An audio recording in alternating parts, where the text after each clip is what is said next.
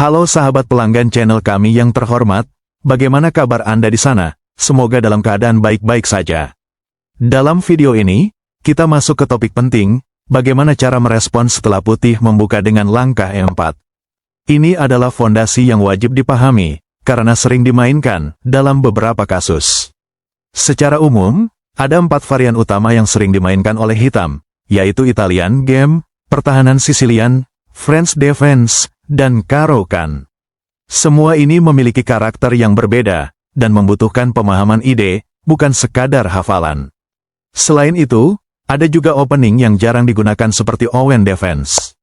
Kenapa jarang dipakai? Karena setelah putih melanjutkan dengan langkah standar D4, putih langsung menguasai pusat.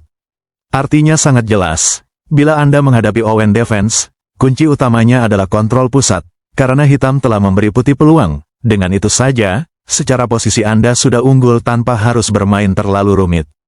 No way, sekarang kita fokus ke respon klasik. Hitam memainkan E5, biasanya putih lanjut kuda F3, dan di sini hitam bisa menjawab dengan kuda F6, yang kita kenal sebagai Petrov, atau bisa juga dikatakan Rusia Game.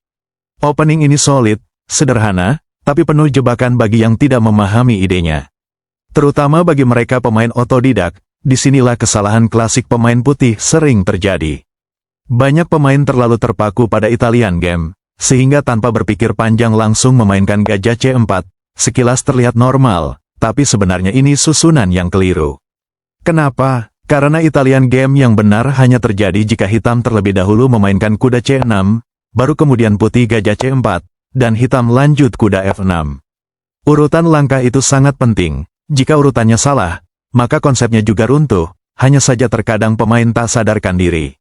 Inilah poin penting yang sering saya tekankan, jangan memaksakan opening favorit Anda di posisi yang tidak sesuai. Dalam catur tingkat tinggi, bukan siapa yang paling hafal, tapi siapa yang paling paham struktur dan ide di balik posisi. Jika Anda memaksakan pola tanpa memahami konteks, maka cepat atau lambat posisi Anda akan runtuh dengan sendirinya. Misalnya bagaimana cara Anda menghukum kesalahan tersebut.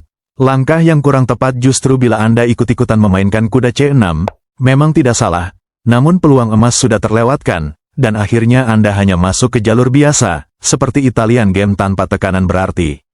Padahal di balik kesalahan putih tadi, ada satu titik lemah yang sangat penting, kotak G5, ini kunci utamanya, bukan soal menghafal langkah, tapi memahami ide di balik posisi. Begitu putih salah susunan, Anda langsung ambil inisiatif dengan menangkap bidak tengah. Biasanya lawan akan menganggap ini normal, lalu menangkap kembali sambil menekan titik lemah F7. Terlihat aktif, tapi sebenarnya itu awal kehancuran. Karena dengan sangat sederhana, hitam dorong bidak D5, memaksa gajah putih menentukan nasibnya. Sekarang kita lihat, jika gajah mundur ke B3, maka tanpa ragu, ratu hitam naik ke G5. Tekanannya brutal, menyerang kuda sekaligus dan pion raja, putih tidak punya waktu untuk bertahan dengan sempurna. Jika kuda mundur ke F6 untuk menghindar, maka pion G2 ditangkap dengan sangat mudah. Setelah itu benteng terpaksa ke F1, dan gajah hitam masuk ke G4, posisi putih sudah diambang kehancuran, tinggal menunggu surat pengadilan negeri, kapan eksekusi dilaksanakan. Jika putih mencoba melawan dengan dorong D6, memberi ancaman dengan kuda, mereka justru telah persiapkan lubang kuburannya sendiri. Langkah berikutnya, ratu putih akan jatuh, dan posisi runtuh total tanpa perlawanan sama sekali. Sehingga kesalahan dalam susunan opening bukan sekadar tidak akurat, tapi bisa menjadi awal dari kehancuran cepat. Namun itu pun, bila Anda paham ide menghukum kesalahan lawan tersebut. Jadi jangan pernah anggap remeh urutan langkah. Dalam catur, satu tempo saja bisa menentukan hidup dan mati sebuah posisi. Nah, cara yang kedua agar putih bisa bertahan hidup, biasanya mereka memilih memajukan bidak D4. Ide utamanya jelas, mendapat tempo sambil menekan kuda hitam. Namun tetap saja, dari sudut pandang objektif, ini belum cukup menyelamatkan posisi. Hitam tetap bisa melanjutkan rencananya dengan menangkap bidak kecil tersebut, menjaga inisiatif tetap di tangan. Pilihan terbaik dan diwajibkan, putih memainkan ratu F3, tujuannya cukup jelas. Menawarkan pertukaran ratu agar tekanan hitam terlepaskan, terutama ke arah benteng. Dan di sini hitam tidak perlu ragu, terima saja pertukaran ratu tersebut. Setelah itu cukup kuda mundur ke F3, dan secara sekilas posisi mulai terlihat lebih tenang. Tekanan langsung memang berkurang, dan putih berhasil memperpanjang permainan. Putih tetap harus membayar harga mahal, kerugian material dan struktur posisi yang sudah terlanjur rusak. Artinya, dalam jangka panjang, terutama jika permainan masuk ke fase ending, hitam sudah unggul satu langkah di depan. No way. Mari kita kembali ke posisi awal. Kesimpulannya yang perlu disimak, bila gajah terang putih manuver ke sayap ratu, wajib kamu balas ratu G5, dan posisi putih hancur lebur seperti abu. Nah, bagaimana bila putih geser gajah di B5 sambil cek, cukup diblokir dengan bidak, perjalanan yang sama bila gajah putih mundur di A4, Anda sudah bisa memainkan ratu G5, bagian penting yang perlu diperhatikan. Perjalanan yang solid bila putih menarik gajahnya mundur di E2, tujuannya agar bisa menopang kuda manuver ke G4. Misalnya Anda di sini memainkan ratu seperti ide sebelumnya, maka kuda mundur di G4, langkah ini saya tidak rekomendasikan, karena ke depan putih sangat mudah menemukan langkah terbaik. Di sini evaluasi engine rekomendasikan gajah D6, namun sudah saya analisis beberapa langkah ke depan, putih cukup bermain standar.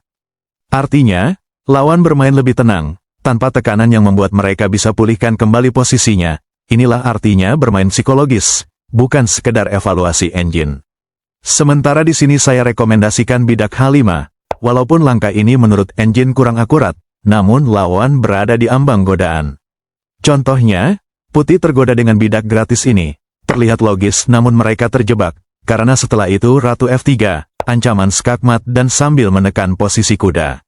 Walaupun untuk sementara ini, kuda mundur sambil mengontrol ancaman, Anda fokus perkembangan perwira seperti gajah D6, perhatikan 3 perwira putih sulit dikembangkan, sudah seperti barang dimuseumkan. Biasanya mereka menempuh jalur aman yaitu rokade, menganggap semuanya aman-aman saja, namun malapetaka itu tiba.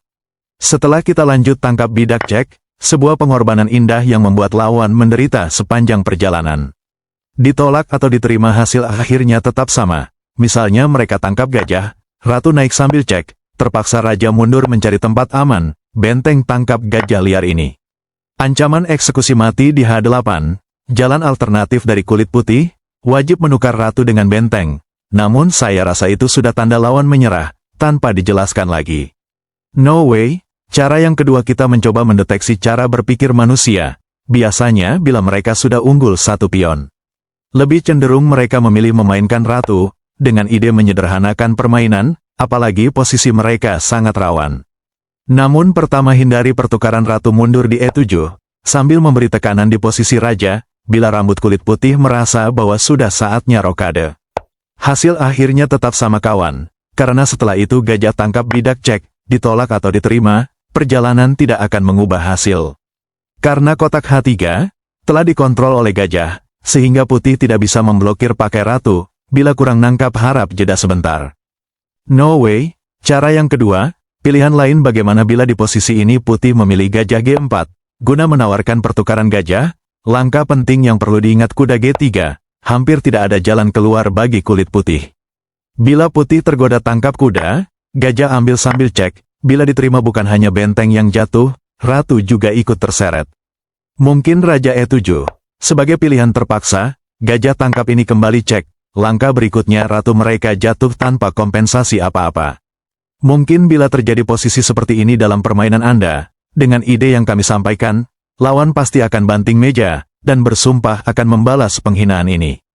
No way. Cara yang kemungkinan bisa terjadi, putih menarik gajahnya di F3. Anda tidak bisa lagi menempuh ide lama seperti kuda G3, karena gajah telah mencegah bidikan ratu di F2. Kamu fokus perkembangan tanpa terburu-buru ambil kekurangan Anda, simpel seperti gajah aktif di F5. Coba perhatikan perwira putih di sayap sulit dikembangkan, akibat kuda mereka sendiri yang telah mengganjal. Bila kulit putih ceroboh tangkap kuda di tengah, setelah ditangkap pakai bidak sambil menekan kuda, langkah berikutnya kuda tersebut terjebak, semua akses diblokir. Misalnya untuk sementara kulit putih dapat mencegahnya untuk sementara, ratu pindah di E2, namun setelah raja bergeser, kuda itu sudah seperti tawanan siap dieksekusi. No way. Pilihan lain yang kemungkinan besar kulit putih di posisi memainkan kuda C3, maka Anda kembangkan kuda D7, lanjut bidak B3, dengan rencana tempuh jalur perkembangan walaupun sulit. Dan sudah waktunya tangkap bidak H2, putih mungkin akan mendorong G3, guna menjebak gajah, cukup tangkap pakai kuda, setelah serangkaian langkah ke depan. Posisi Raja Putih sangat rawan, walaupun kita katakan kulit putih unggul material, namun dalam keadaan seperti ini, hampir tidak bisa menyelamatkan mereka walaupun unggul kualitas. Caranya cukup sederhana, Anda cukup melakukan pertukaran, dan secara sendirinya kamu akan mendapatkan kekurangan Anda, bahkan dalam posisi kulit putih dalam bahaya besar. No way, mari kita kembali ke posisi awal, di bagian yang paling penting. Pilihan yang kelima, bila gajah putih mundur di E2, ide kuda G3, sudah bisa ditempuh, bila benteng menghindar, tangkap pion gratis ini, sebetulnya bisa mereka yang pahami posisi bisa dikategorikan kulit putih menyerah. Karena bila kuda ini ditangkap, langkah berikutnya riwayat hitam tamat sampai di situ. Tentu sudah bisa memesan secangkir kopi, dan 2 batang rokok gudang garam merah, namun jangan lupa pesan untuk kita sahabat, masalah uang, utang aja sementara, nanti dibayar kalau sudah menang main catur. No way, cara lain di posisi ini, bagaimana bila gajah terang tidak digerakkan oleh kulit putih, mereka fokus perkembangan seperti kuda C3, ide Anda di sini kawan memancing putih melakukan rokade. Namun karena belum tanggal mainnya, Anda pikirkan perwira yang masih belum aktif, simple gajah keluarkan, bahkan kemana saja kamu letakkan gajah ini hampir semuanya sama. Terkecuali kalau gajah itu kamu letakkan di mulut harimau, seperti di G4, dan H3, dan itu sama saja bunuh diri. Perlu diingat kawan, kuda di tengah tidak boleh ditukar oleh rambut kulit putih, akibatnya seperti sebelumnya kuda mereka terjebak akses diblokir dengan sendirinya. Bahkan rokade juga di posisi ini, sangat tidak mengizinkan bagi putih, sehingga konsepnya pilihan putih sangat terbatas. Itulah kenapa idenya harus benar-benar disimak, kita seolah-olah mengundang kulit putih rokade. Respon yang jauh lebih efektif, dari kulit putih memainkan bidak B3, dengan ide, gajah fianchetto, kembali pada prinsip dasar, aktifkan perwira dengan kuda D7, setelah gajah naik di B7, kuda loncat ke tengah. Biasanya disinilah pemain terkadang salah perkiraan, menganggap kalau dia melakukan pertukaran maka merasa salah karena dia sudah kalah 1 pion. Perlu Anda ingat, jika tidak terjadi pertukaran maka hampir sulit bagi Anda untuk membobol pertahanan lawan, ini bagian penting perlu disimak, maka pertukaran adalah sebagai jalan terakhir.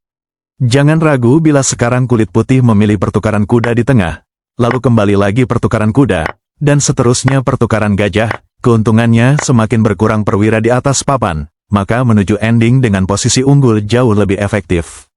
Kita lanjutkan setelah gajah menghindari ancaman, maka kamu rokade di sayap ratu, sambil menekan jalur terbuka. Sebenarnya bila saya jujur di sini kawan, kita harus mengerti posisi pasif dan posisi aktif. Sekarang semua gerakan hitam pasif, bila mereka memainkan bidak H3, maka ratu pindah di G5, mengancam keselamatan bidak G2. Bila kulit putih rokade, saya rasa itu hanyalah langkah bunuh diri. Bila benteng pindah menopang bidak tersebut, gajah tangkap bidak ini, artinya apapun langkah putih hampir semua tak berguna. No way, sedangkan rekomendasi engine di posisi ini sahabat, yaitu bidak C3.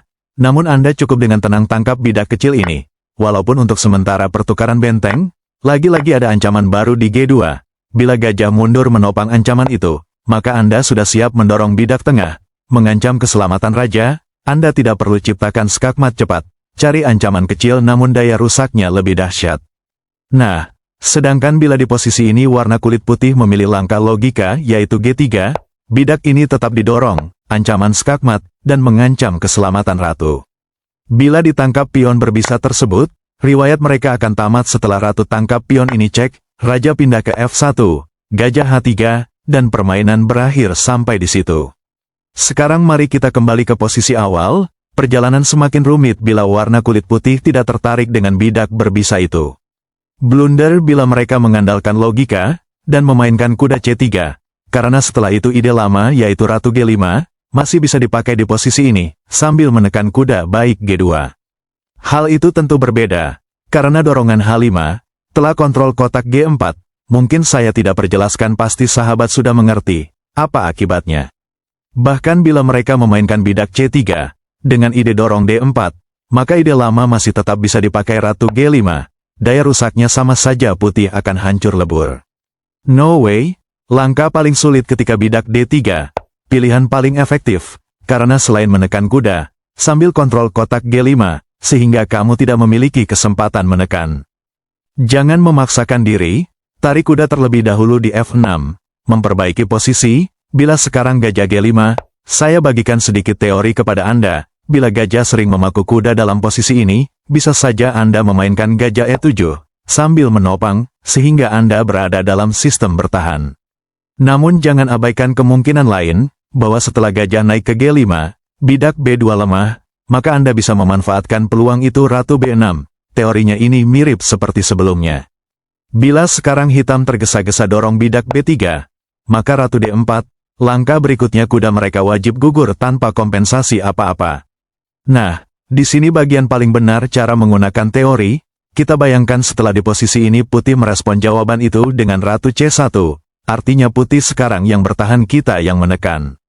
Maka karena ada perwira yang masih tertinggal, selalu pikiran perwira yang masih belum aktif, lanjut dengan kuda D7, dan putih melanjutkan pertukaran kuda.